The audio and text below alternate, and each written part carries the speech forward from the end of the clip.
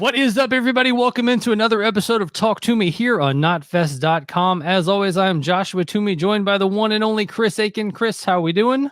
Cold. It's cold over here. Can't you see the snow?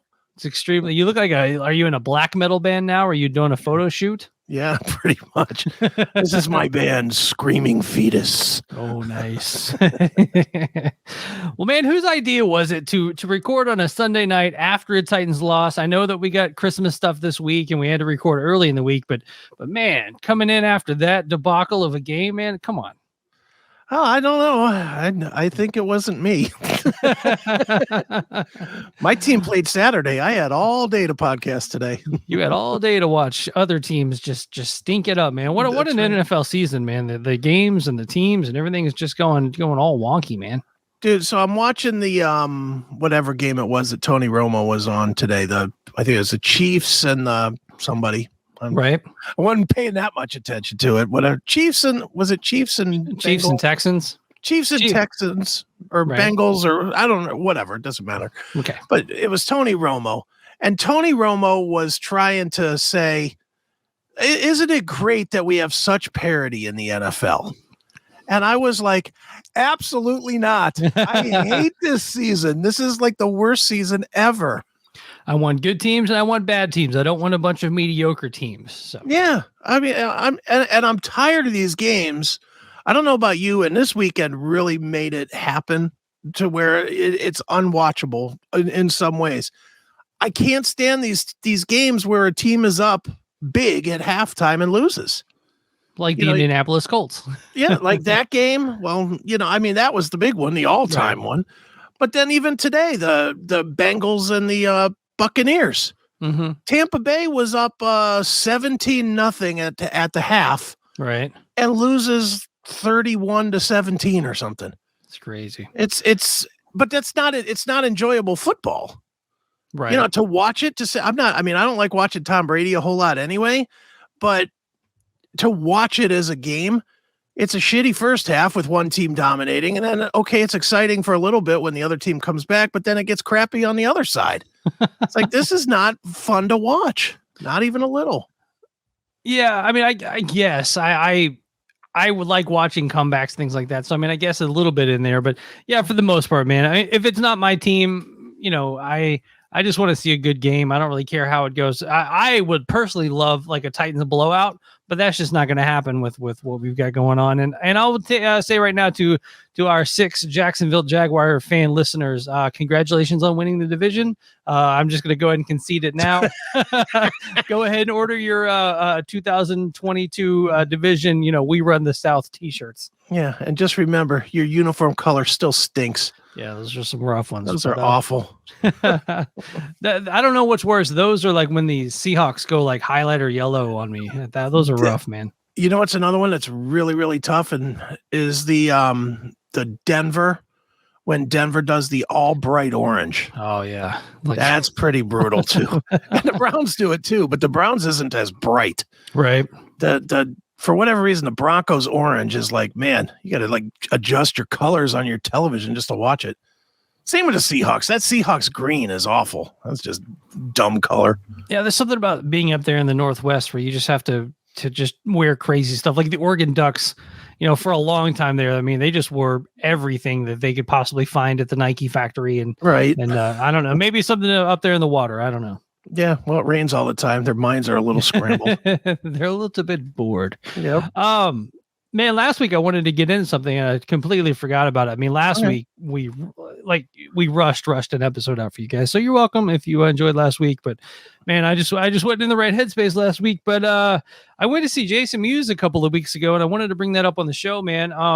He played here at the Louisville Comedy Club. Okay. New place that just opened. Well, I guess it's, within the year. I mean, they've been open since I think they opened around New Year's last year. So they've been open, I guess, about a year. And they have like monster every weekend, just all of like that level comedy guy, like each weekend, like Craig Robinson's going to be there and Brian Posehn's coming up. And, your boy Landau was there, a few months ago, things like that. Right. Like just weekend, heavy hitter after heavy hitter, but we just hadn't gone yet. Sure. And Mewes came through, and he comes through on a weekend that we're available. So we buy tickets. I go on the internet. No, I'm kidding. No, so we get the tickets and we get down there and get right in. We for like $10 you get the VIP seating, which in hindsight, you almost don't want those first couple of rows of seats right up front because they're if there's any hey, where do you work, man? Oh, what a crazy job that is, type stuff. So when we get there, they ask me where you want to sit, and they've got like a little tables all around, and we sat like on the second row on the side, so we were like far enough away to where you're not right there to be like, hey, look at this guy's shirt, what a crazy shirt, right. But it was a good show. The guy that came out was I guess he's been doing some. All right. I'll start with this. I never remember the openers' names. I hate that because they're and sometimes they're funny, but I never ever remember their names. Like I don't know what it is. Like you go see an opening band and you like it, you're like, oh yeah, man, fucking Satanic Rush or whatever, whatever you remember their name, but especially when they have like, hey, I'm AJ Williams, thank you, good night, super boring name. But first guy was from Bloomington, Indiana, which I think Bloomington, Indiana for me is it's where the Indiana University is. IU is. Like 3 hours away or something.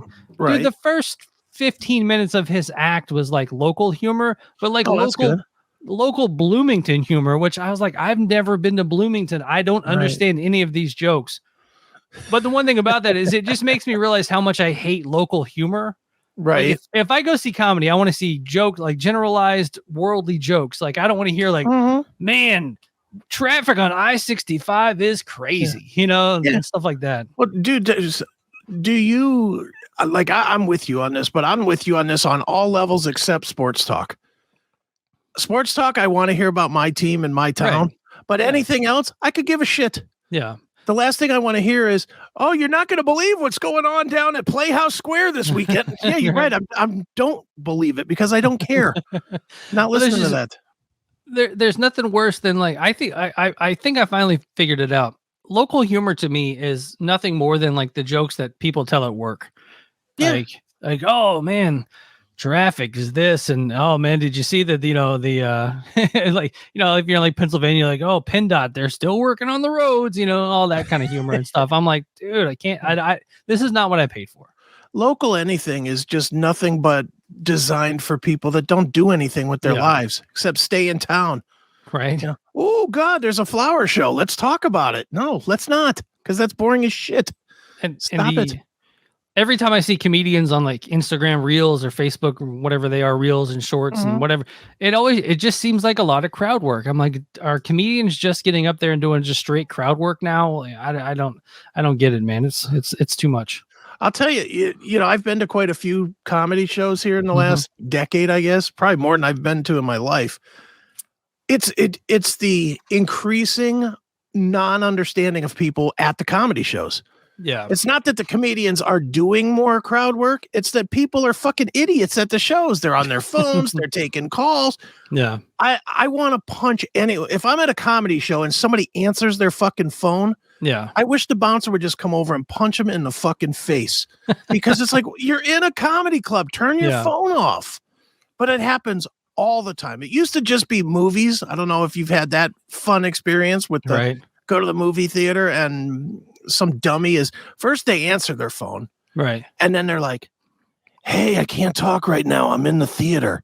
Well, you're talking right now in the theater, you dick. Send a text. Yeah. Or don't send a text. You leave the theater if it's that fucking important.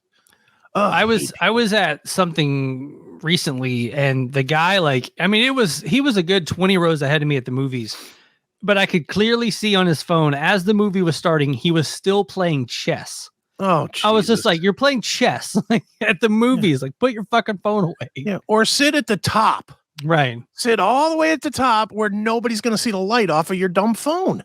Right. But first guy, like I said, local humor. Once he got out of the local humor stuff, then he started telling like these, I'm a parent of 3 kids, and here are my wacky kid stories. And the whole time I'm like, I'm being a dick to Melissa, and I'm like, none of this happens. Like none of this. he got a couple of laughs, but he was fine. But it was funny because they said he had just done a special for CMT, so I was just like, whatever. Second guy got up there, and he had like what did he have? He had he was autistic.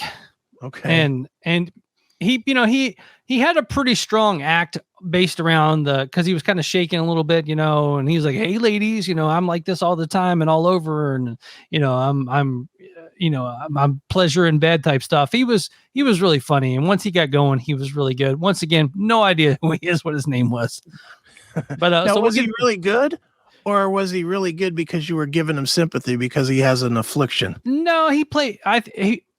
He had a very limited act. Like I'm assuming once you saw his act once, that's because it was just straight. I'm autistic and I shake, and yes, I'm still vibrating, and because he had like a tick and he was kind of waving, you know, like he was just kind of shaky all the time. So very limited act. That's all I can say with that guy.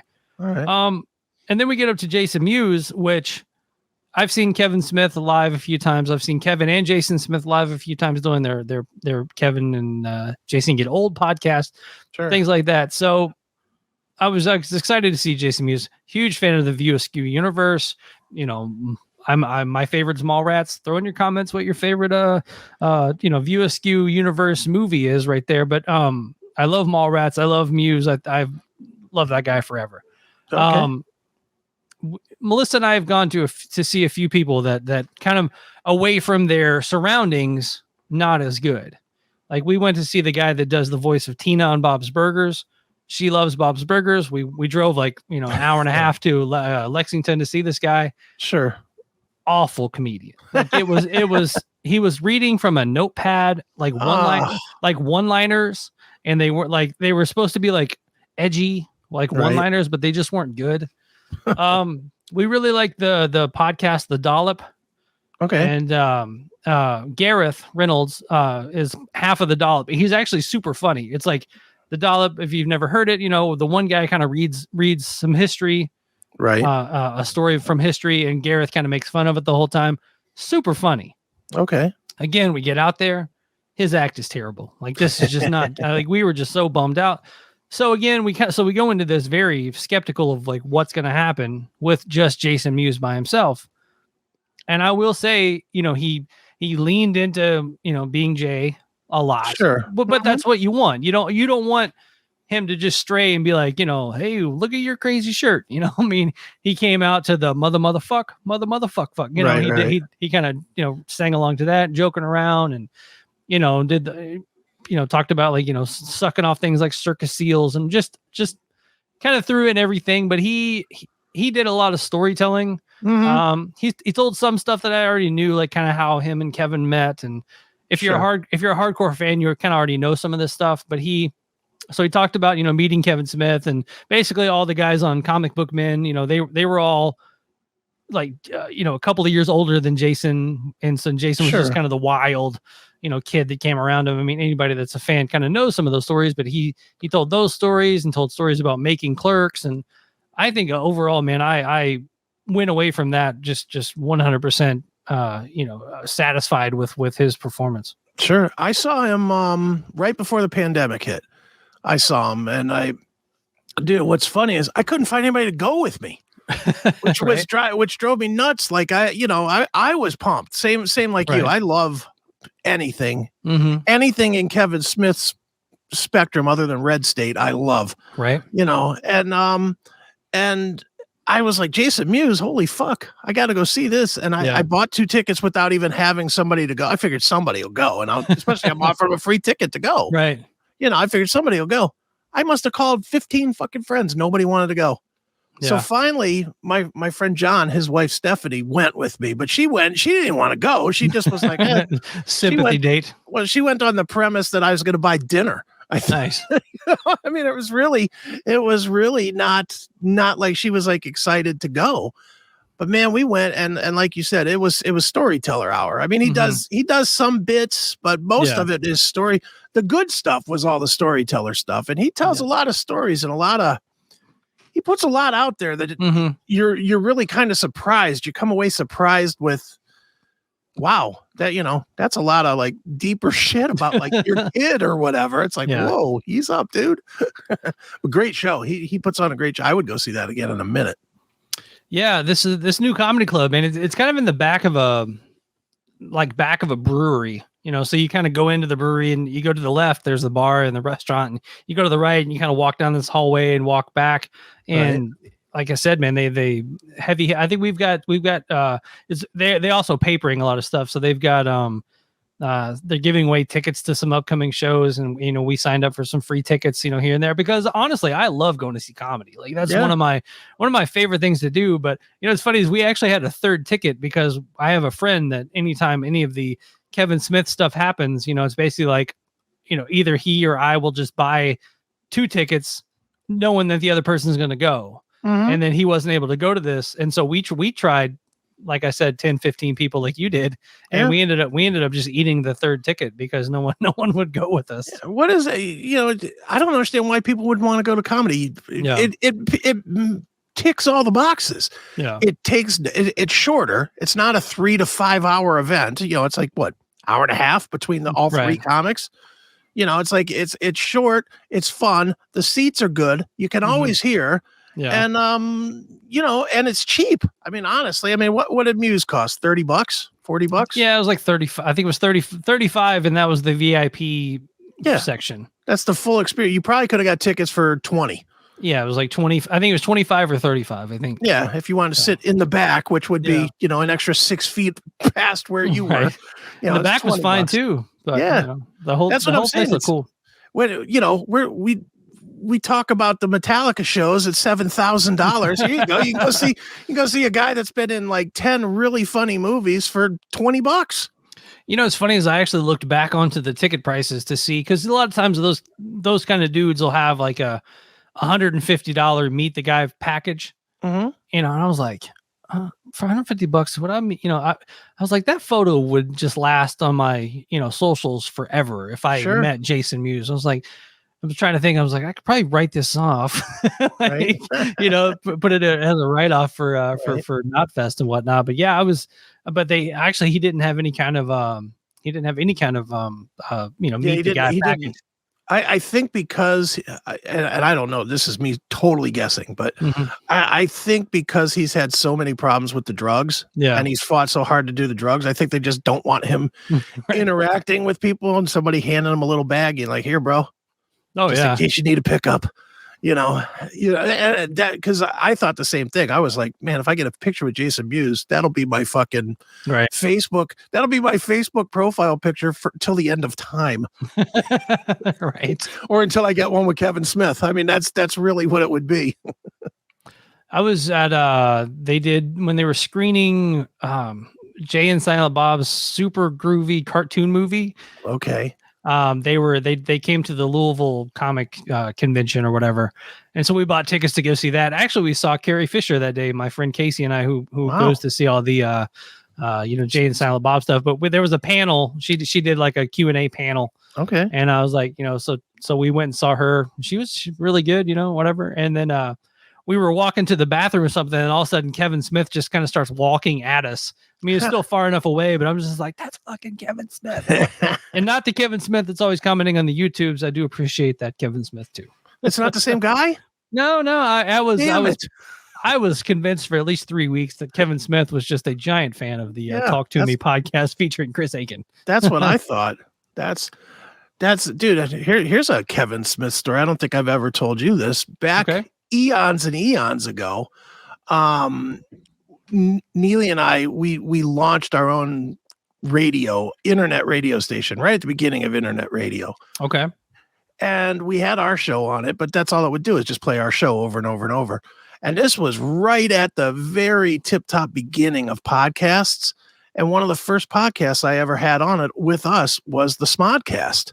Oh, wow. And it was through emailing back and forth with Kevin Smith. I never talked to him on the phone or anything, but we emailed back and forth, and he would send me an episode of every week, or at least a link to it. And he'd be like, here you go.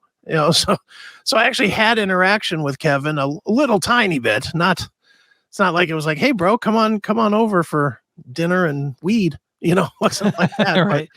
But it was, I actually did do a little project with Kevin Smith. And man, how long ago was that? The beginning of the Smodcast. It was literally like episodes like 1 and 2. Wow. So that's probably like 20 years ago. One of my favorite ever Kevin Smith, I'm assuming it was a Smodcast episode, but he had Mikey and Gerard Way of My Chemical Romance on, because they're all like New Jersey guys, and he'll go on and on about how much he loves the Black Parade by My Chemical Romance. Mhm. And so he had both those guys on, and it's actually a 2-part episode, and they were supposed to be on just to talk about the song, The Black Parade. Right. The first half of the episode, the first hour and a half, 2 hours, is just him just gushing over My Chemical Romance and My Chemical Romance kind of gushing on Kevin Smith. Sure. And then the second is they actually play the song and break it down, kind of like, what are you thinking about here? What was going on here? What was the inspiration for this part? And it's one of the cooler interviews I've ever heard, just because Kevin is such a fanboy. Sure. And so when the first, he goes, let's play this song for a minute and we'll stop, and talk about it. And that very first note from the piano, it's like ding, and he's pausing. He's like, all right, whose idea was the piano? And just, it's truly like some of the greatest, podcasts out there. Sure. This podcast is great. I haven't listened to it in a while, but I'm imagining it's still pretty good. I still listen to a lot of Fat Man on Batman, or Fat Man, whatever it is, the him and the other guy, right? But yeah, that one I listen to a lot. That one's kind of a Saturday, I don't have anything else to listen to. Sure, kill some time episode. The last thing on the Mewes thing, I think it's funny. If someone just looked at Melissa and I, you could tell we weren't on a first date, because Melissa hadn't eaten all day. Right. So when the lady came by, she got our drink order, and she's like, all right, and we need to throw in some nachos and some pretzel bites. And then the pretzel bites came, and we just woofed those down, and we got something else after that, or some tater tots or something, or a plate of garlic fries came after that. And I was just laughing. I was like, you can definitely tell we aren't on a first date, and nobody's trying to show that we don't pig out on food when we're around it. Nice. It's awesome. But one show some show housekeeping. From now on, the podcast will still be out on Thursday. YouTube will come out on Saturdays. Right. Kind of moving forward. And Chris and I are also in the process of giving this podcast a name, and kind of keeping Talk Toomey as my interviews series, and kind of giving this, being its own show. That's right.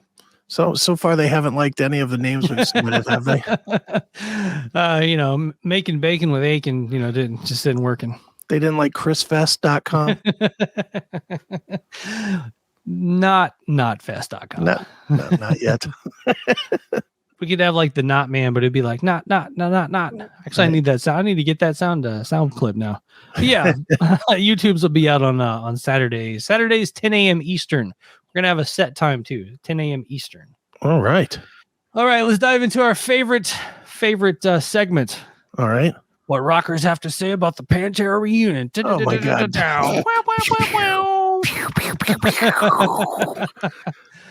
Your buddy Tim Ripper Owens says Pantera tour should be billed as a celebration. Yes.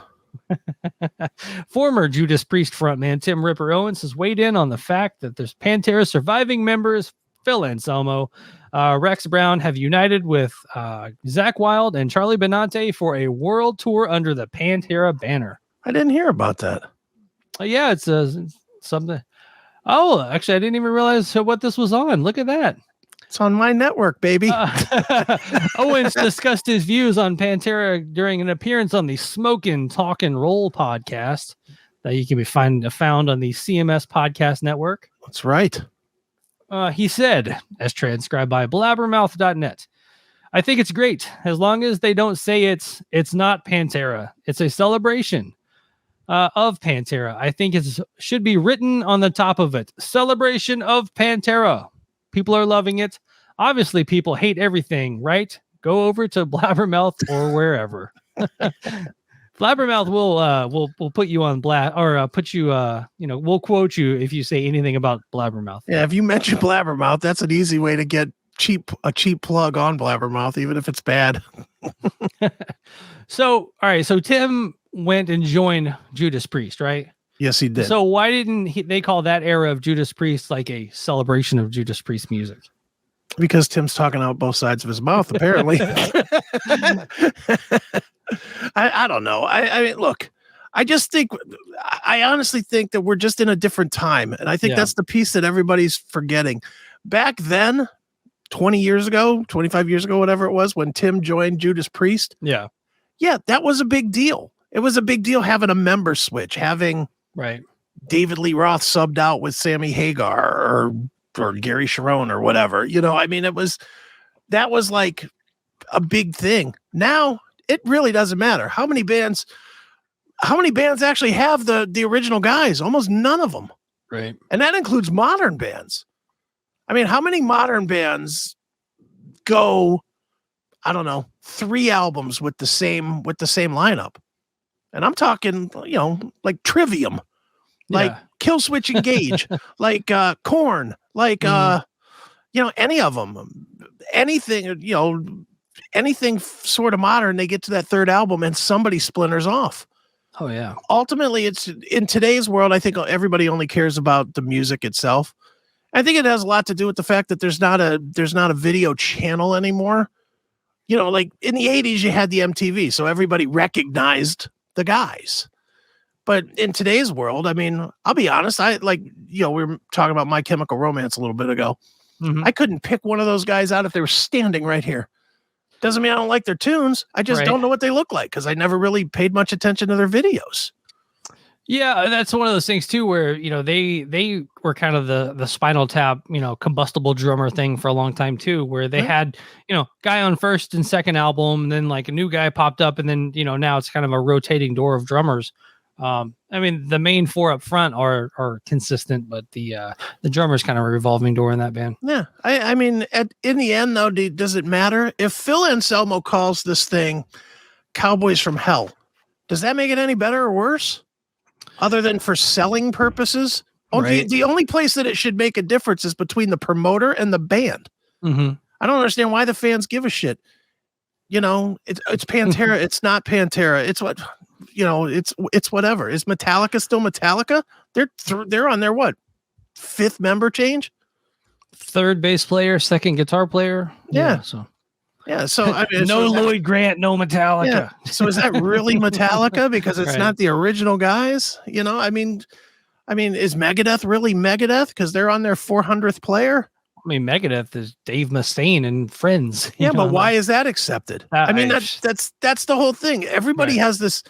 It all comes down to the passion place of yourself. Mm-hmm. If you have a passion for album X, whatever it is, then you'll hold it tight. Look, you and I talked about this when this whole tour thing was, or this whole Pantera thing was first announced. Neither of us like it. Right. Neither of us are like, oh my God, this is not Pantera. I think we both sort of think that. It's like, it can't be Pantera without Dimebag. But in the end, I don't give a shit what it's called. Bottom line was tickets went on sale, and I went out the day they went on sale and got them. I think I would have been madder had 2002 Phil, Rex, Charlie and Zach got together as Pantera. Sure. Then I probably would have been more on board how people are so angry about it. Like, this is a Pantera, because they're still available, but now I'm like, or even if it would have happened just after Dime's death. Yeah. If they would have done it in 2005, then then we're all going to be furious because it's all fresh. It's a fresh wound. But they've given it plenty of time, man. 2005. Are you saying 2005 with Vinnie Paul though? Vinnie not in the band. Okay, yeah, that would have been tough. Yeah, I mean, I'm saying if Vinnie's involved in 2005 and they're doing the whole it's a tribute thing, then I'm on board. But no Vinnie in 2005, I'd probably been pretty bummed about. Yeah, I mean, dude, here's where I would be mad right now, and this is the only way, and they've covered the base. If either of the family camps of the Abbotts was saying this is bullshit, it shouldn't be happening, right? Then I'd probably be a little bit, I would feel like they're disrespecting the legacy. Right. But they're clearly not. Rita's come out and said she's 100% behind this thing, and didn't Vinnie Paul's family said that they were too, right? or the camp. Yeah, I don't know if it's the the camp. family or the camp or whatever. But I still think Rita's heavily involved in his estate too. That's the only thing. It's like when the estate of both families say it's okay, but it's really just Rita. Yeah, but kind of even saying still, yeah, you know they're getting paid. yeah. Which I mean, I think if you're a true Pantera fan and Rita okays Phil doing this, I mean that's a big step. That's what I'm saying. If Rita Haney would have come out immediately and said, "This is bullshit. Right. This is just Phil trying to extend the illegals further," then I could see where people would be rightly upset. But everybody that is touched by this has signed off on it. Right. So who cares at this point? You know what I care about? When I see those videos at Knotfest Chili and I see the entire goddamn crowd losing their mind. Yeah, that Knotfest Chili photo or the videos are banana sandwiches, man. And that's coming here. Yeah. I don't care what you call it. I just want to be one of those people bouncing during Cowboys from Hell. I think my favorite comment on all that, I think, was Matt from Matt Hafey from Trivium said, and this is why everyone films their live DVDs in Chile. Yeah. Because those that looked like 1998 or 1995 Pantera. Yeah. I mean, that looks insane. Mm-hmm. And if you can watch that as somebody that likes those songs and honestly say you don't want to participate in that, well, then fuck you, stay home. Right. I don't care what it's called. That looks cool. That looks like something. When's the last time? I mean, you go to a bunch of shows.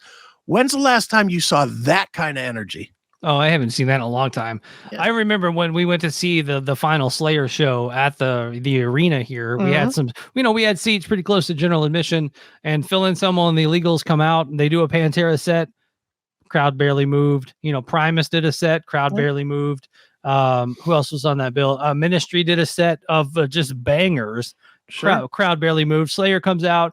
Does a greatest hit set, crowd barely move. Like it wasn't anything going, because it's a bunch of old dudes. And I would 100% be down there too, not moving. Like I'm not saying I'm not putting them down. I've never been much of a pit guy or a pogo guy or anything like that. So I mean, I used to be in the pit always. It was very regular for me to come out and need a day or two of kind of laying around after shows from getting the hell beat out of me in the mosh pit. Like, dude, it used to be so bad just coming out, just looking like I got hit by a car because I'd just be all battered and bruised. But I mean, that is the epitome of fun.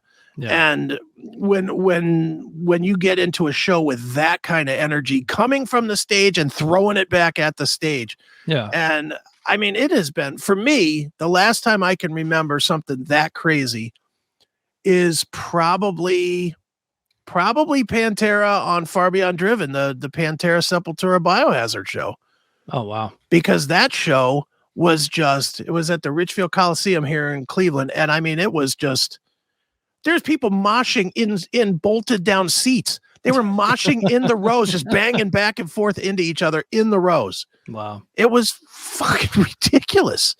And now seeing that as a Pantera fan, I can't wait. November 10th or whatever the date is of my show. 2031. I'll be waiting. Well, speaking of the fans, this will lead us right into our favorite segment here on the Talk Toomey podcast. What rockers are saying about the Pantera reunion tour? Yes. Machine Head's Robb Flynn on the Pantera comeback. It's going to be awesome for the fans. Oh. So in other words, I'm still against it. I'm still bitter, but I need attention, so I'll make a statement. Flynn discussed his views on the Pantera comeback in an interview with Brazilian journalist Gustavo Malato. I'm probably butchered the shit out of that one. As transcribed by blabbermouth.net.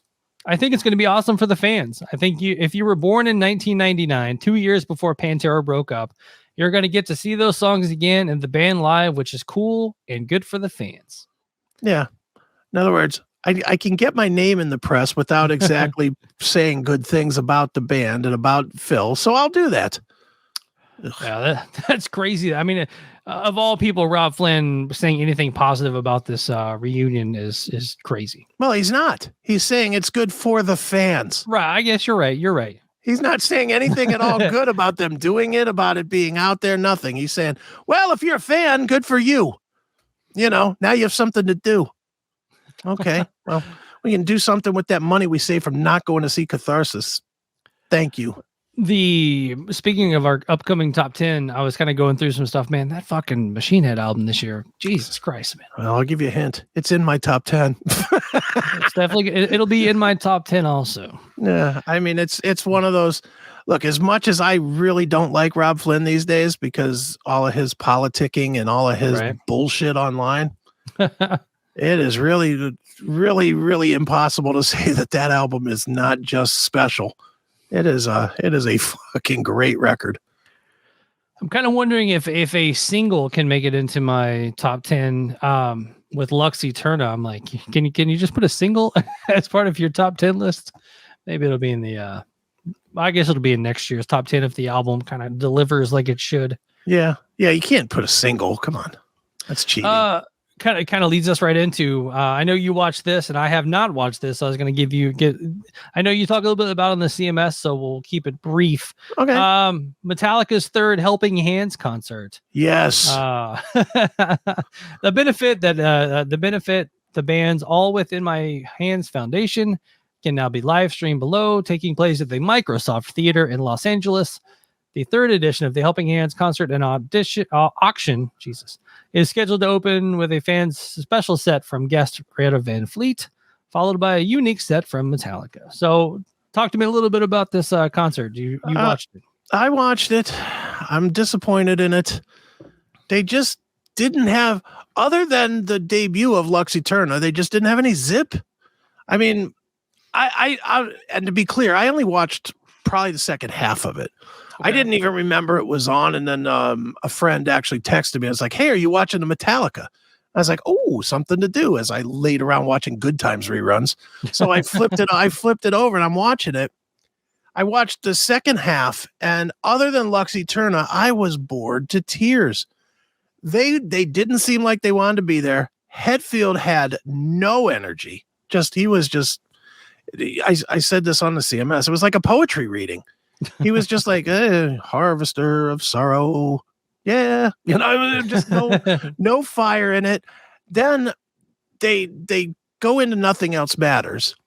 You know how Hammett always does that little solo thing that leads into Nothing Else Matters? Yeah.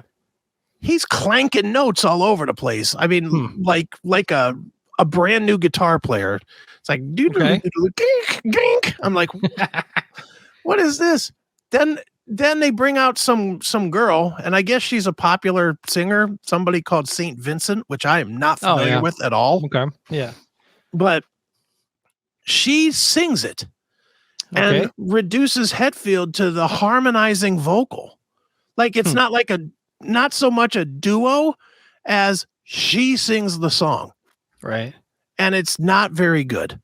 And I just was like, what are they doing here? Even at the end, they ended with Seek and Destroy with zero Hetfield snarl in it. So it's just like search in, seek and destroy. It was just like, what happened here? And I don't know. I watched it and I just was like, man, I'm going to be home early from Ford Field next year. If this is what they're giving us, I will be walking away. No, thank you. Yeah, I mean, I still will give this a chance. I haven't. I saw a little bit of the Lux Eterna performance. It's funny because at the beginning of it, I guess Lars goes to count it out on his China symbol, and the China tilts over a little bit. Tilted wrong. So instead of like fixing it himself, like just reaching over and putting it back up, he like jumps up, points at it, like points at his drum tech, like stops the whole show. I'm like, Jesus Christ, slave, my kit. Yeah, fix my kit. It's awful, man. Yeah, and if you watch that video, because I watched that exact spot, he does like the rich guy thing. He goes, like this. It's like, dude, stop being such a bougie dick. just adjust it, dude. I I've been listening to a podcast called Business Wars, and they always talk about two, Coke versus Pepsi, Honda versus Toyota. Like they just talk about how corporations kind of fight to become number one. They did one on Taco Bell versus Chipotle and weird shit like that. They're doing one on Sotheby's and Christie's auction houses, like the two competing auction houses. Okay. And they go into the kind of the late 80s, early 90s kind of art world. And they're going through all these prices of these Van Goghs and stuff that are selling. Right. Gee, it reminded me of those scenes in Some Kind of Monster where homeboys, Lars is buying a $5 million painting. He's like he's selling his paintings. He's like drinking wine, getting shit faced as they're selling and stuff for like $5 million. And that's the drummer of your favorite thrash metal band over there, just like, hey, Garcon, my China symbol fell over. Go fix it, boy. I know it just did it. It's horrible. But that's kind of the way it is with those guys, dude. I was watching a documentary on Metallica on Pluto TV called Metallica Masters of Metal. And this was clearly done by somebody that was born in the 90s and has no idea what Metallica used to be. Right. All they could celebrate was the Black Album Up. Like the first albums don't exist. It's like the first albums are Metallica for half of their audience. Right. They're just not the same. It is really two bands. I'm recording with Decibel Geek this week. We're doing the best and worst of Metallica. Okay. Post the Black Album.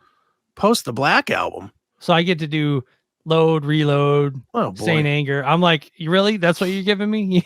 Well, if you want my 2 cents for it, the last two have been the best two of that era. Yeah.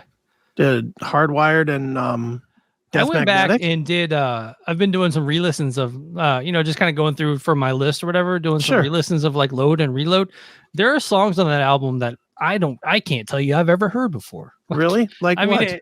I could even tell you right now. Fixer? Some of those late in the album tracks, I'm like, I'm sure I've heard them, obviously, but I'm just saying, like, Torn.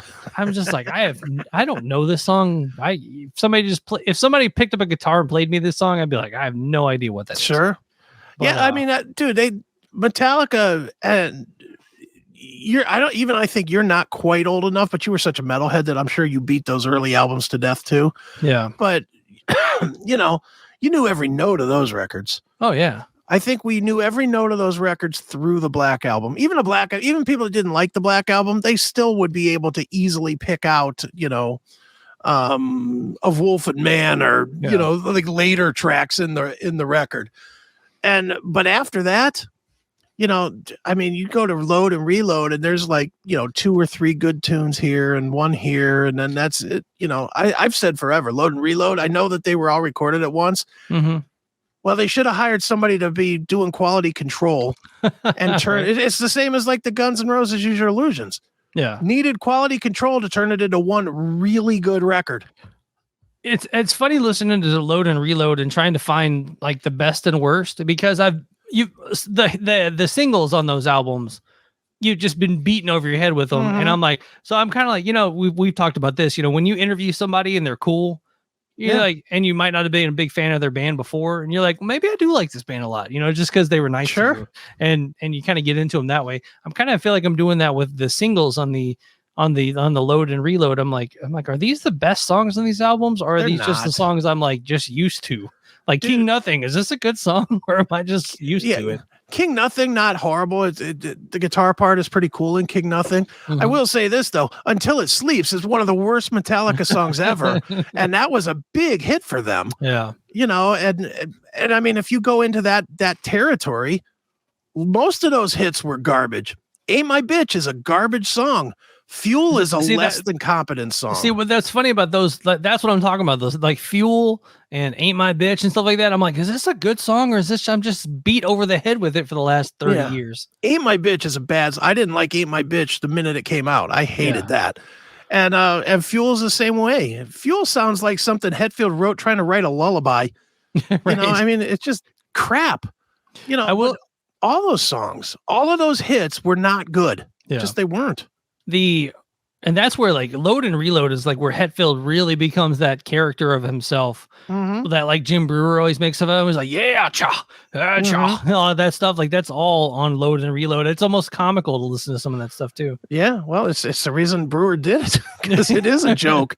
I mean, it is, man. And I'll be honest, I don't hate those albums. You know, I'm a Metallica honk. Yeah. I'm not gonna lie. I'm the guy that'll tell you Saint Anger. Yeah, there's 3 or 4 good songs on there. There's 3 or 4 good riffs on Saint Anger. There's good songs. Good songs. There's definitely My World is a great song. And if it would have been recorded with anything other than the shit production that they did, it would have been a Metallica classic. I'll stand by that all day long on Saint Anger. And even Frantic and stuff like that wasn't terrible. If it was done with good production, it would be pretty good. Frantic the like I'm like that's a riff, you know, that's a good riff, but yeah, it just kind of goes. Yeah, but then he comes crashing in with hubcaps or something. You know, it sounds like he's banging hubcaps on his car. Right, it's just awful, you know. But I mean, as a Metallica honk, I've done this before where I've made my playlist of the Load Reload. And I've cut all the crap out of it, and it's actually not a bad album if you cut all the garbage out of it. You know, you get about 11 good songs, and if you want, I'll look it up later and I'll send it to you. You can put it in the comments. There we go. Yeah, the I believe Decibel Geek's done that, or not Decibel Geek, but Cobras and Fire have done that, and I think the Metal Up Your podcast guys did like if you condensed it down to one album, you know, what tracks would you have? Sure. I mean, and I think everybody's would be a little bit different, which is probably why they put out 2 records. But you know, and plus they could. But the reality with Metallica is they learned from that, obviously, because they didn't do it again. Instead, when they had leftover stuff, they threw it out there as an EP, like the Beyond Magnetic or whatever, the EP, which was good because it had a couple of good songs and that was it. You know, somewhere, somehow, I'm sure there was 8 more songs and somebody said, nah, we're not putting that garbage out there. You know? Yeah, it's a mess, man. Let's dive into this one. Lamb of God's Mark Morton stands by his statement that Randy Bly is one of the greatest frontmen in metal. Well, rehab is probably still open, Mark. Jesus. Well, if you want, I want to argue the fact that Mark Morton didn't say this. Art Cruz said this on the Talk Toomey podcast. Yeah, exactly. On this show. I did notice that too, that Mark Morton just took the credit for that. I did you know, I think, you know, like and comment on some guy that goes, didn't Art Cruz say that? That is funny, but they're both wrong. I'll just say it that way. They're both wrong. Love Lamb of God, but Randy Blythe is not one of the best frontmen in the history of metal. Certainly not the best. Come on. I wouldn't say he's the best. I would definitely say he's up there in the top 100. Top 100 dudes of all time. Randy Bly is somewhere on that list. I might give him in the 100. Even that would be close, but I mean, he's good. He's good. He's fun. He's energetic. You certainly don't go to one of his shows and do this number. Right. You know, I mean, you definitely move and then you get into it, but but he is pretty one-dimensional. In the Chris Akin can't wait for this file, Deftones are chipping away on some new music. Oh man. I am sitting back, just can't wait for that. In a new interview with noise11.com, why are you not on the Talk Toomey podcast, Chino? Come on. To promote his Crosses project, Deftones frontman Chino Moreno was asked for an update on his main band's plans through the coming months. He said, and as transcribed by blabbermouth.net, we're just chipping away on some new music. Those other guys are at least at the moment. We have some sporadic shows over the next couple of years or year or so. But for the most part, yeah, we're just kind of winding down and taking some time off for the most part. Do you want me to get you Chino? I actually know somebody in the camp. Well, if I can bring him on, I'll try and make that happen. Yeah. Wait, how long you been on the show and you're just now telling me of somebody in the camp that could get Well, because I don't want to talk to Chino. I would definitely not have you on the Deftones show. No, I would not be participating in that, but you would just be like, there'd just be like you in a pillow the whole time, just snoozing. Is this interview still going? Well, no, you guys talking to be way more interested than the music they make. Hell yeah. Oh, no. I've actually interviewed him a couple of times. He's okay. He's and I've interviewed what's the guitar guy?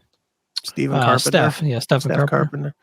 Yeah, I've interviewed him too. I don't even know his name, but I've interviewed. So one time I back in the day, I've kind of talked about a friend of mine, actually my friend Chris Arkin, not Chris Akin, but my friend Chris Arkin had a tour bus company that leased buses to all of our favorite bands, Seven Dust and Clutch and Deftones and all these bands, right? And so through that connection, I hung out with Steph one night, and Steph was like, "Man, I'm hungry."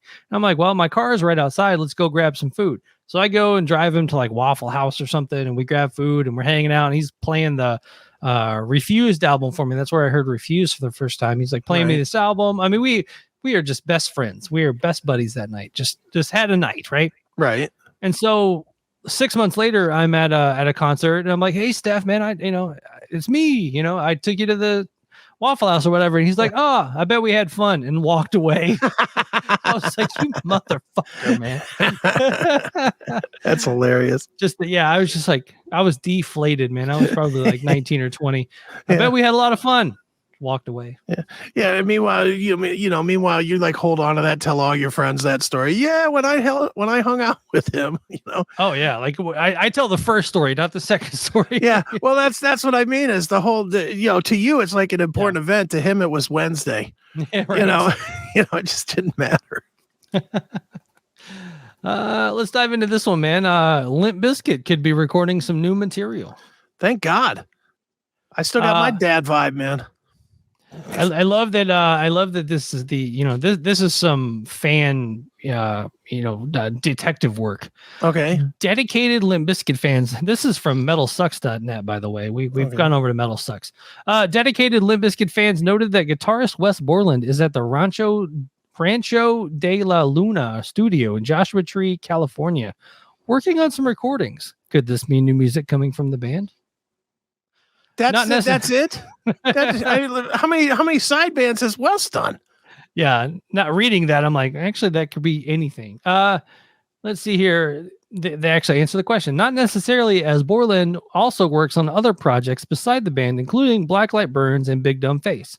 Folks got excited when Fred Durst commented on Borland's social post about the recording session, but there is no hard evidence so far that he is working on Limp Bizkit material. You know what? I'm not falling for this again. How many every years did we hear that this back when it was called Some of the Elephants or whatever? Remember that? Stampede of the Disco Elephants. Yeah. I mean, how many years did we deal with that rumor? And then it didn't come out. And then when it did come out, it just dropped. Right. It just dropped out of nowhere. So I'm not buying this Limp Bizkit news or any other Limp Bizkit news. When I see 12 songs on Spotify, then I'll know it's here. Not until. This article goes on to say earlier in 2022, in an interview with PRS, Borland said that things are going well with the band and that he hopes to work on the follow-up to Still Sucks with the rest of his bandmates. This means that fans could have a new album sooner than later. So will Fred come out with Uncle June glasses and like a bald head and do grandpa vibes? Man, I love that still is just like old metalheads have no idea what to do with Fred Durst. Like they are just like they hated him in the 90s, they hated him in the 2000s. Like they still like their heads pop off when they see him. Like they just don't get it. He's a master. He is the master troll of all master trolls.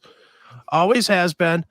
But man, fans still. I was watching last week. I watched that Lollapalooza on Hulu thing. Yep. He's not even trying, and the crowd is losing their shit. Yeah. I mean, he's literally walking out in the dad vibe look, and he's not even I mean, you remember back in the old days, he was yelling at the crowd and really getting at them. Now he walks out and he's like, "Y'all ready?" That's it. Right. And then the band breaks and it's like explosion. I think it was the first Louder Than Life I went as a fan. Like it was before the podcast. I think it was like the year before I started the podcast, or all right. Maybe I just started the podcast. One of the things, but I didn't even think to sign up for media passes or anything like that.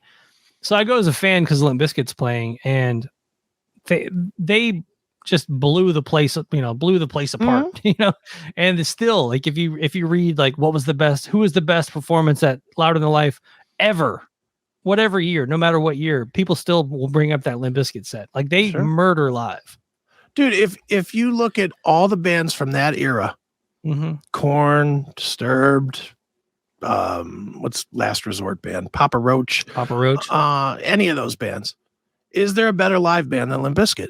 No, I mean, I think not even close. Not even close. I think even if you go into the show hating Limp Bizkit, you'll walk away having a good time. Mm-hmm. I mean, the only time I've seen Limp Bizkit, I think 6 or 7 times. Not a ton, but not a few. Good number of times. And the only time a lot of them were opening act shows. Like it was either early on in their career or that a lot of times, two different times I saw them with Korn, and Korn was the headliner. Yeah. Every time they were the best band, except for Family Values, because Rammstein just was ridiculous. Rammstein's so good you don't even know any of the songs and you don't care because they're just they're just freaking brilliant live. Their live show is beyond brilliant, but every other time they were just like dominant. Mm-hmm. Great band. They're great. I don't care. And I take tons of shit, especially doing the CMS with those bunch of old heads that listen to that, telling me that this ain't as good as Blackmore and Deep Purple. It's like, shut up. But Deftones. I don't mean that. I think it's a Freudian slip. I think you love Deftones. You just don't want to admit it. No, Limp Bizkit, untouchable in that era. Of all those bands, Linkin Park, any of them, none of them touched Limp Bizkit. No, not at all. This actually just popped up on also on Metal Sucks as I was looking here. System of a Down members were in the studio with Light the Torch and Winds of Plague. Oh my God! Looks like according to a snapshots from social media, Howard Jones of Light the Torch. I like this so far. Chavo from System of a Down and Michael Montoya of Winds of Plague were jamming together. That's all we know so far, but according to the images captured, they were having a good time. Oh my God. You mean the musicians were playing music together? You're kidding. And having a good time doing it? Could it be a new song? We'll find out in the coming months. So I will, hey, you give me Chavo and Howard Jones together, man. I'll take it too. I mean, that'll be good. That'll be good. Are you System guy or not? Oh, I love System of a Down. Do you really? Huh. Yeah. I like them, don't love them. Yeah, I don't think they ever had a misstep. I think that all of their output was fantastic. You thought Steal This was good, huh? I think all of it's good. I think the Hypnotized, Mesmerized albums, they're not. That's a band that did like kind of a double album, separated or whatever. That they got it right. I think they are a fantastic band. That's one band I don't really care too much for the side stuff. That's like with the, I don't like any of that, but I don't hate them. I just never. I don't know. I think I was into heavier than them at that time. Right. I think that was, and none of the bands that I was into at that time are still even around. I don't think. Like I was into Primer, and like American Head Charge and stuff like that at that moment. And I just never really. I saw them a couple times, like on what was that thing that they did, Pledge of Allegiance with Slipknot? Yeah. I saw them there. That was good. I saw them at maybe an Ozfest or Monster Energy or whatever festival that was. Yeah, they definitely did Ozfest. I saw them there. I saw them a few times, and I never hated them, but I just never. Nothing I ever heard was like, oh my God, I got to get this CD and I got to put it in my player and just play it nonstop for like a year. You didn't want this new compact disc. No. That's it. Go ahead. Okay. I thought you were about to say something there. No, man, I'm a big fan. A couple more things here. Right. Slipknot and Korn are to headline next year's Knotfest Japan. I only bring this up because I think it's funny that on the one night it is Slipknot and Man with a Mission. Man with a Mission. Wow. Of all bands that I got offered to interview them. It was like a weird thing. It was like Japanese time. He was like, can you do it 11 p.m. on a Friday night? And I'm like, like, who is this man with the mission band? I was like, I'll pass. And then, you did it. Yeah. And then I watched it. I'm like, I still don't know if I like this or not. Yeah. And then when, Not Fest Japan pops up as Slipknot and Man with a Mission, I was like, you got to be kidding me. Dude, I'm not into their tunes. Yeah. But there's something there. They get crazy response from the crowd.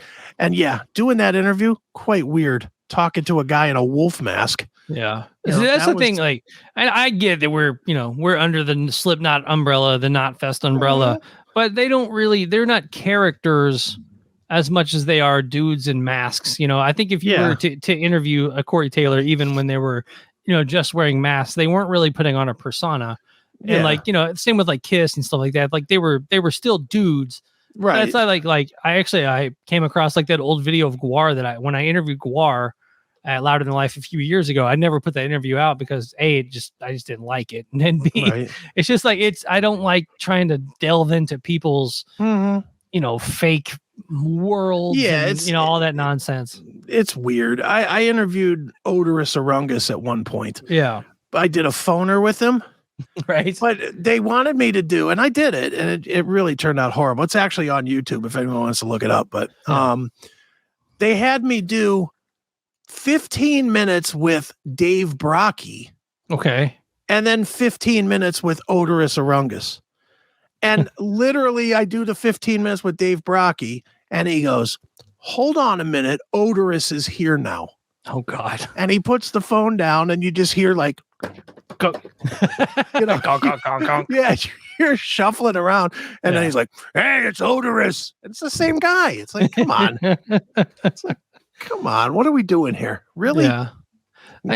Are there any bands that you kind of fall into that where you're kind of along for the ride and the story and everything like that, to where you could actually have a conversation? Like now that I've interviewed Necrogoblicon, like I kind of I've paid more attention to the what's the guy's name? Is it just Bob Goblicon? Bob Goblicon. I like his right now stuff on YouTube is some of the funniest shit I've ever watched, and just great, the fun interviews that he did, and all that stuff. So maybe I could play with that one a little bit more than most, but some of these bands that have like backstories and we're from planet Orgasmatron and all this other stuff, I'm like, dude, I don't know, man. When they do that, I try to goof on them. That's one of the funniest interviews that I did during the pandemic. Was this band out of wherever called War Kings. Okay. And it's, again, guy with the mask and makeup, and the funny thing was the interview got postponed twice. Okay. Because he couldn't obligate to having enough time to put on all the mask and stuff for the interview. Right. And he was one of the, and it was the same thing. It was like a Gwar ripoff type of a deal. It was the whole, we are from the Viking times, and we're, aliens from Vikings or whatever. I did the interview, 100% asked him nothing but questions about Viking times. Right. And straight faced the whole thing. Didn't laugh it off. I pretended like it was absolutely real. Asked him a bunch of goofy questions like, does he watch the show Vikings? Does it remind him of his homeland? I was just asking ridiculous questions. And the guy got annoyed with me and tried to swing it back to like real, because I don't think he'd ever had an interview where somebody just 1,000% immersed in what they were putting out. And I wouldn't do it. I just was like, no. Let's keep talking about your heritage, Yeah, right. And I stayed with it for like 20 minutes of just me being a dick. Are you offended by the Minnesota Vikings? Dude, it was like I asked him if watching the show Vikings was kind of like if I was watching home movies. Yeah, I literally just was on that kind of a stupid and I wouldn't let it go. I was like, all right, you're going to make me do this dumb fucking interview. Okay, I can play. One of my favorite pandemic interviews, because the one thing in the pandemic, nobody was releasing music. And so the people that we got to interview were like, we interviewed a lot of people, but the people that we were being offered were people that were trying to push through the pandemic and releasing stuff. And, man, I can't even remember what band it was, but I still think about this all the time when he's like, yeah, growing up, we had a cannon on our property aimed at Russia. I'm like, oh my God. Hilarious. It's like you like having a cannon aimed at Pittsburgh, you know? Yeah, exactly. Growing up, man, we just had that stuff with Pennsylvania, and we just never knew when shit was gonna pop off. So we had a cannon at the edge of our property aimed at Pennsylvania. All right, I didn't know you interviewed Sarah Palin. Jesus, right. I can see Russia from my backyard. I have a cannon pointed at it. Blabbermouth goes on to say the Knotfest brand has expanded around the globe with landmark events held in the U.S., Japan, Mexico, and Colombia, as well as 2019's debut collaboration with the French destination festival Hellfest for Knotfest meets Hellfest. Wow. Knotfest has evolved into one of the biggest hard rock and music festivals in the world, expanding to 4 continents.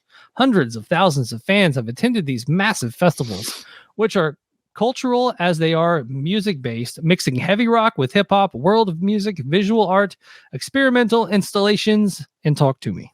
And Talk Toomey, especially. You forgot especially Talk Toomey.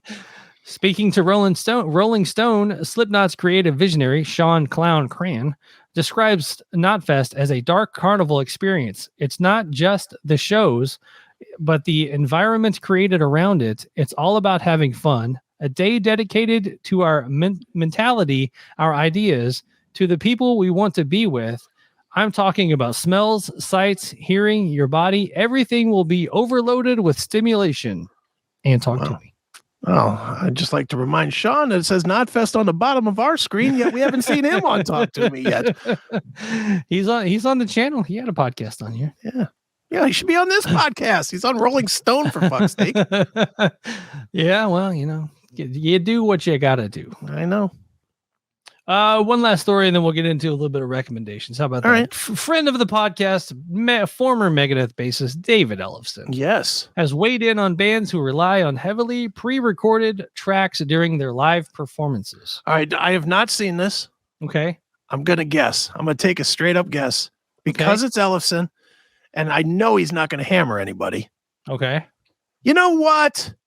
If you got to use tracks to make the show better, then by all means, the show's got to be better. So, of course, use the tracks. All right. There's no way you didn't already see I swear to God. No. I swear to God. Is that what he said?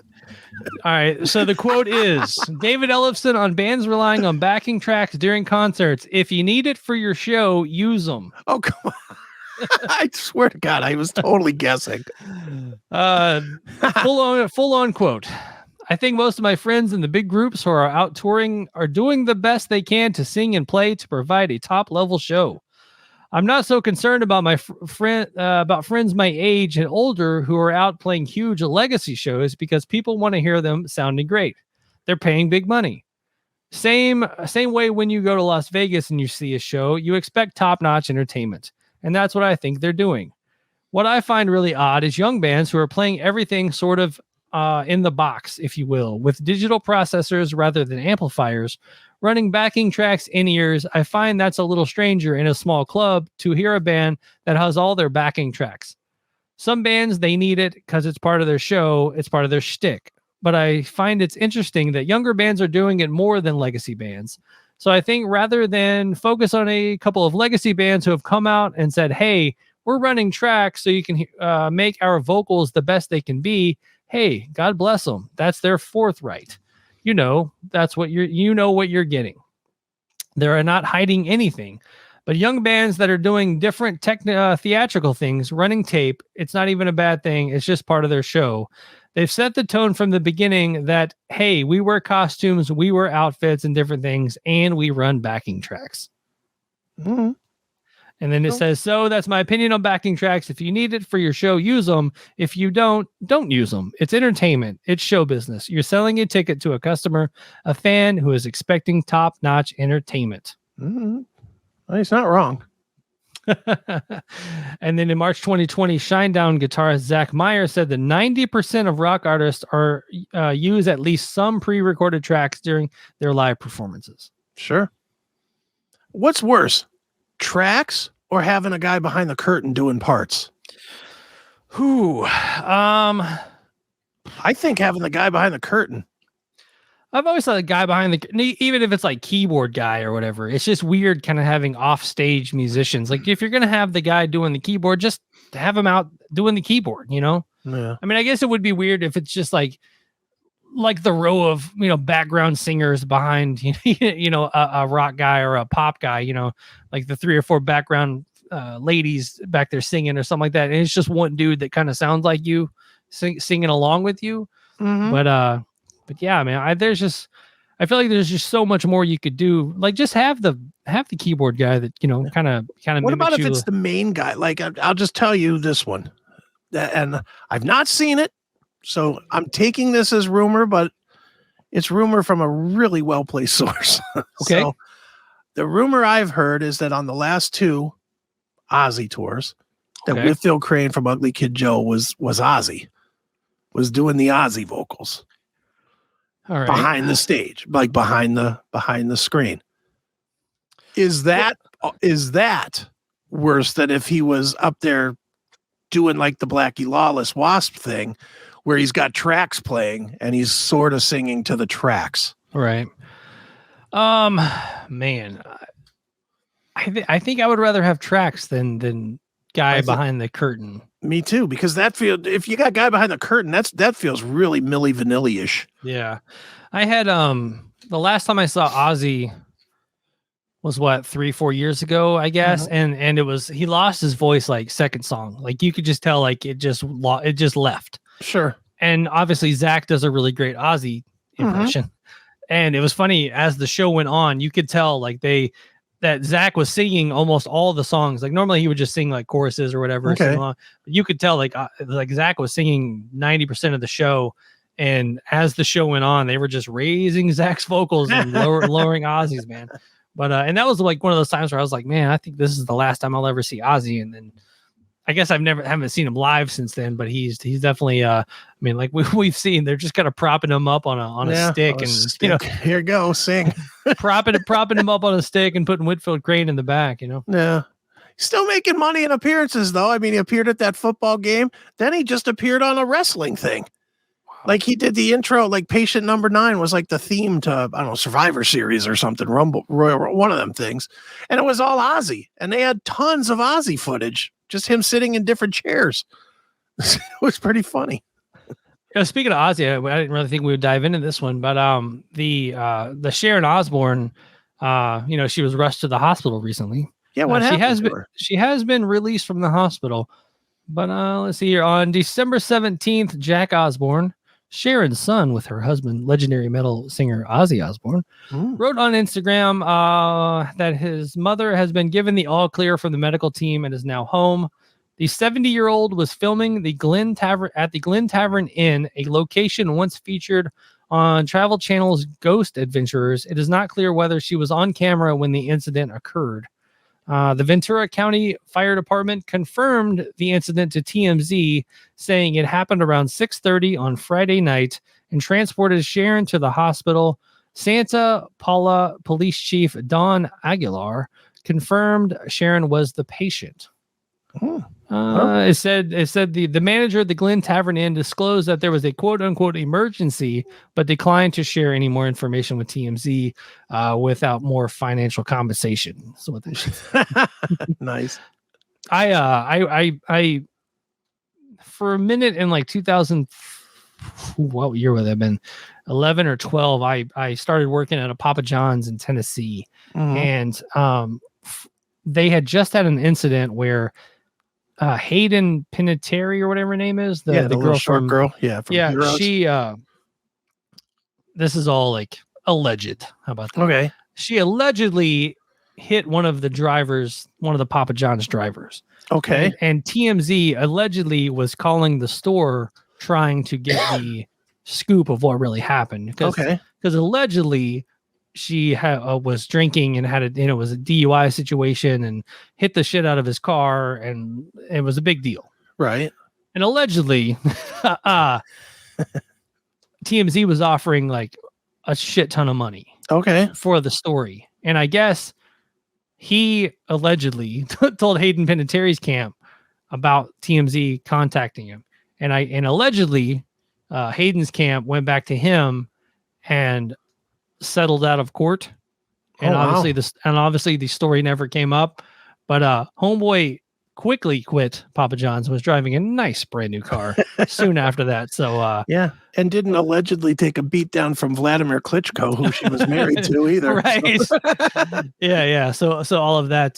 So yeah, I guess TMZ, man, when they see something like this happen, I mean, they offer, you can make a nice chunk of change from TMZ if you've got some actual information. Jeez, I'm gonna have to start holding that stuff instead of giving it to Metal Sludge. Yeah. Giving it to the wrong source. Well, I don't think TMZ wants Chris Akins in the hospital with COVID updates. No, probably not. Probably not. Not yet, at least. But yeah, I guess my thought was, man, what, you would never think about it, but what would happen if Sharon goes before Ozzy? Oh boy, Ozzy's following. Wouldn't that be something if it and again, this is totally morbid speculation here, so sorry folks in advance, but yeah, wouldn't it be something if like that did happen and like Ozzy all of a sudden had like this miraculous recovery and was all energetic and vibrant again? It's like those that Mommy Dearest type stuff where they're like slowly poisoning the kids. Yeah, so they think that they're sick all the time, but like once they get away from it, it's like there was nothing wrong with them at all. Yeah, it could be that. He'd be like, thank God I don't have to get out there and work anymore. Ozzy would just be like, thank God I don't have to tour anymore. Jesus Christ! But I can just enjoy these zillions that I've made. But I could definitely see Sharon dying and Ozzy going like right after that. Like, oh yeah. I could see Ozzy committing suicide. I wouldn't go that far. I could see that. But you couldn't see that? I mean, after watching the Osbourne, and again, I'm not advocating it. I'm just saying, after watching the Osbournes and watching how dependent he is on her, and for all these years, I could see him totally saying, you know what? I got nothing else to do here. I'm out. But no, he would die of a broken heart, Akin. Well, you got to have a heart first. Oh man, but yeah, I guess I assume I didn't realize she was 70. I mean, I guess I would assume 60. So I mean, I guess that's not too far off. But she's a plastic surgeon of a 40-year-old. So right, it's like that old Bill Burr joke. Do you want to look like a 40-year-old or a 28-year-old lizard? Exactly. Man, you got any reviews, recommendations this week? One music, one TV. Okay. TV wise, on Amazon Prime, there is a show called Three Pines. It is a suspense drama, murder mystery type deal. It is excellent, and especially excellent if you're a fan of dialogue. It's not a shit ton of action in it. Like, it's not crazy action. Lots of dialogue in it, and it stars Alfred Marino, who was Doc Ock in the Spider-Man movie. He's been in a zillion other things, but it's the only thing I know that, I know him by name from he was Doc Ock in Spider-Man. So that's a great, great show. Definitely worth checking out. And musically, I'm going with this new EP from Dope. I don't know if you've heard this yet. The Best of Me. It's a 4-song EP. It's really, really strong.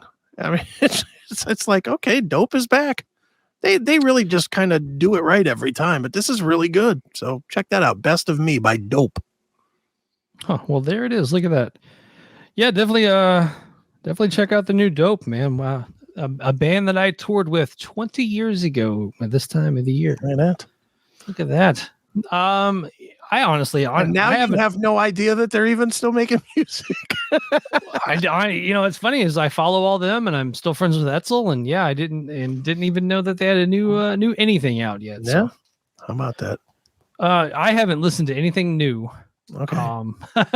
Actually, it is funny because I texted you the other day. I actually went down a White Zombie rabbit hole a couple of days ago, and I listened to like Los Exorcisto and Astro Creep 2000, and White Zombie is just such a great band for how bad Rob Zombie's solo is. Like like Rob Zombie solo to me just doesn't even like touch White Zombie. Yeah. It's like Hellbelly Deluxe was kind of the gateway between the greatness of Rob Zombie and the total, or the greatness of White Zombie and the total shit that Rob Zombie became. Yeah. But after that, I mean, some of the last 2 or 3 records have just been junk. And John 5 should be, he should owe me $15 because I actually bought the last one based 1,000% on him saying it's the best thing since Astro Creep. And I went out and bought it based on his words like an idiot instead of waiting to listen to it. I pre-ordered the stupid thing. And that comment was said on the Talk Toomey podcast. That's right. I can see it now as a TikTok. Yeah. Go check out the Talk Toomey TikTok, man. I released a few little snippets, kind of some best of stuff from over the years, and I released some a clip from the Jason Newsted interview, which I will. I think I'm gonna run that one into the ground. But the Metallica, the comments on that so far are just fantastic. People just get so upset about Metallica. Oh, they do. They and God forbid if you're not praising Metallica, then you are a poser, you are a troll, and you don't know metal and you don't know rock and you're stupid. Oh, the term poser has been thrown around so much lately. I'm like, you know what? If you truly call somebody a poser and you mean it, you are the poser. That's exactly true. like I just I don't know. I think that's like a generational thing. That's the generation ahead of me, like the older, like your generation, like the older metalheads, like fucking posers, man. I'm like, all right, I'll be a poser. I'll be over here listening to Fear Factory and Korn. Dude, believe me, I hear it. I mean, my crazy musical taste, and I hear it all the time about how either, I hear all the old cliches, whether it's you're a poser or you need to turn in your metal card. Right. I'm like, you know what? I never had a metal card. I love metal, but I'm I'm the guy that can listen to Cannibal Corpse and then Pina Colada right behind it. And it's fine. It sounds all good to me. It's like, just stop with the metal card. Yeah. I almost didn't post my what is it, my like Spotify Wrapped or whatever, because like my top 5 listened to bands of the year were like, it was like Memphis May Fire, Pantera, Metallica, Panic at the Disco, and like Megadeth. It's like Panic at the Disco just slid right on in there. And I didn't have one person tell me I needed to turn in my metal card. I was really surprised on that. Dude, mine was as bizarre as you would think. It was Fit for an Autopsy and Plush and Cool Change of Little River Band, and and I forget what the fourth one was, but it was something equally weird. It was like a Kid Rock album or something. It made no sense, as does none of my musical listening. It never makes any sense. So just bizarre. All right, and last thing, since this will be on YouTube on Christmas Eve. Yes. And this will be out a couple of days before Christmas. Do you have a go-to Christmas movie? Christmas movie? Yeah. Well, if you consider Die Hard, no, Christmas Vacation. Hands down, easy winner. I love it. It's hilarious. Randy Quaid and pumping the fumes into the sewer. Right. Yeah, I love Christmas Vacation. Yeah, Christmas Vacation's a good go-to, and then I'm always a Home Alone guy. They're always good. Yeah. I saw they're making a new one. They came out with one recently. Like I think it was last Christmas. They came out with one where Buzz is like a cop in it, and it's a little bit more based around the McAllisters, like that type stuff. But yeah, because there's I think there's 7 Home Alones now, but 1 and 2, like 1 is great, 2 is not as great, and then 3, 4 is like some weird kid you've never heard of and never will hear of, and then like 4, 5. Again, another kid you've never heard of. And then I think it's like Home Sweet Home Alone or something like that. That's the one with Buzz in it. I had no idea they had all these. I only thought there was the 2 and that this would be number 3. And that's the honest to God's truth. I did not know they had 7 Home Alones. Yeah. Wow. Yeah, they milked that franchise. Why wouldn't you?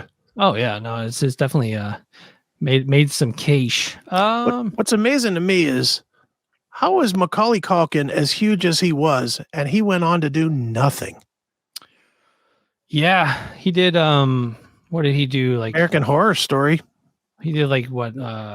Was it My Girl? Was that the one where he got killed by the bee? Yeah, as a kid at the time was kind of gawky, but she grew up quite nicely. Anna Klumsky. Oh yeah. Yeah, she grew up well. She did well. And then he was in, he's in Uncle Buck, but that was pre or like the same time as Home Alone. And then there was like The Good Son. That was at the same time too. I think it was called The Good Son or something, or The Evil Son or something. The Good Son. I think that was when he was like the bad kid, the evil. Yeah, kid. he was like the evil killer kid. Yeah. Yeah, like he had a bunch of movies there for a minute, and you just thought we were going to be hearing this guy's name for the next 40 years or something. Right. And I mean, he pops up here and there now, but you know, like he was good on American Horror Story. Yeah, he was really good in that. But you need to have Melissa on your Chris Akin Presents American Horror Story. She loves that stuff. Oh, invite her for me. I would absolutely have her on to talk about that. I would love to see her on a podcast. Would she talk, or would I be doing all the talking? She would be talking. Yeah. Mm-hmm. Yeah. Mm-hmm. Yeah. She always goes, I can't. She goes, because I'm always like, let's make a real Talk Toomey. It's me and you talk about something. Yeah. She's like, I can't do what you do. Oh, please. What? Please. I'm like, that's right. And that is right. She does. It's just when the camera's off. As soon as the camera's off, she probably talks your ear off, but. Yep. Yeah. His filmography is nothing, man. Yeah. Nothing after that like 3 to 5 year window. I mean, from 94 to 2003, he didn't have a movie credit. Wow. Jeez. Yeah. And then he did a Frasier episode in 94, and then 2003 he did Will and Grace, and then film wise he did like Richie Rich in 94, and then he did Party Monster in 2003. Like he just took 10 years off to just. Well, I wonder if he made a bunch of money. You would think so. Didn't his dad was like the manager or something? Yeah, and I guess if you're looking back on that too, I think he had some issues with his parents spending his money. Yeah, that is true. And isn't the brother famous too? Yeah, the brother was Kieran Culkin. Kieran, and the other Culkin brother. There's another Culkin brother in Home Alone too. He's the one that drinks the Pepsi and wets the bed. Oh, nice. He's a Culkin brother too. Nice. But yeah, so look at us. And welcome to Talk Toomey, the Macaulay Culkin podcast. There you go. Yeah, he's funny, man. Yeah, he pops up in just random stuff, but maybe he did make his money, and because I mean, he's not doing like the Comic-Con circuit either. He's not doing, and he doesn't seem like he's milking the Christmastime. He's in all the commercials and doing weird shit like that either. So yeah, you know what his real claim to fame is, though, don't you? What's that? Getting with Mila Kunis. Good for him. That is the best credit he has. That is by far the best credit he has, is that he was dating Mila Kunis for years. Good for him. Began dating actress Mila Kunis in 2002. And by 2006, he was living in New York. Ended their relationship several months previous, saying the split was amicable and they remain close friends. Good for him. Since 2013, Culkin has lived in Paris. Well, maybe he's done a bunch of movies over there. We just don't know. Culkin was on an episode of the Joe Rogan Experience. I don't really remember if I knew that. Yeah, that was like a year or so ago, right? 2018, close. Yeah. Close 5 years ago. Yeah. I guess he has a son named Dakota Song Culkin. Jeez, nice name. Artsy kid. Jesus. Right. But yeah, once I become famous, the rest of my kids are going to be all apple and banana sandwiches. Oh, why not? You already have one. Elton. Jesus. Elton Cash, man. He's a good kid. That's what I'm saying. Named after what? Elton John and Johnny Cash. Yeah, kind of. The Cash is definitely Johnny Cash, but well, what other Elton is there? That's on his mom. The Cash was the she wanted to name him Elton, and then I was like, well, if you get Elton, I get to name him Cash. So all right. So he's destined for musical greatness, right? My dad's still like, he's gonna drop the last name to me and be Elton. Hello, I'm Elton Cash.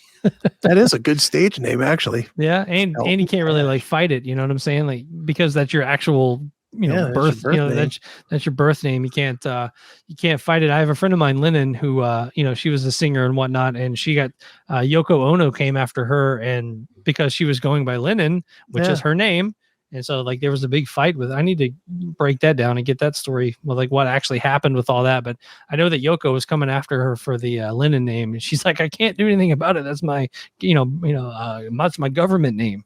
Yeah, and it's surprising Yoko would be doing anything. I mean, how much did she milk that she could sing off of John Lennon's legacy? Jesus. Right. Yeah. If anybody gets to, milk the John Lennon legacy, it's Yoko, not yeah. Well, and she has. Whew. She is horrible. All right, man. Well, that's an hour and a half long talk to me here. I'll take it. Hope you guys enjoy your holiday week. If you're working, that's why I wanted to go ahead and do an episode, because all my favorite podcasts right now are doing best of episodes and year-end reviews, or just taking the rest of the year off. And I was like, you know what? I think we're just going to do an episode for all you hardworking folks out there that are working through this wonderful holiday season. That's right. Well, more content is good, man. As a podcast guy, I hate this time of year.